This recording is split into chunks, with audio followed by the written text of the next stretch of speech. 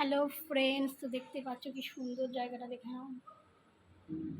মন্দিরটা দেখতে পাচ্ছ।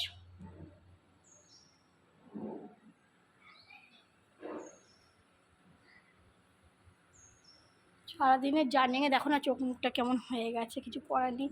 সেই ভোর 5টার সময় উঠলে কি আর ঠিক থাকে বলো? ভোর 5টা থেকে উঠে সমস্ত কিছু করা, তারপর আবার এই যে এত লোকজন, 200-250 লোক হয়েছে, সেটা তো আছেই।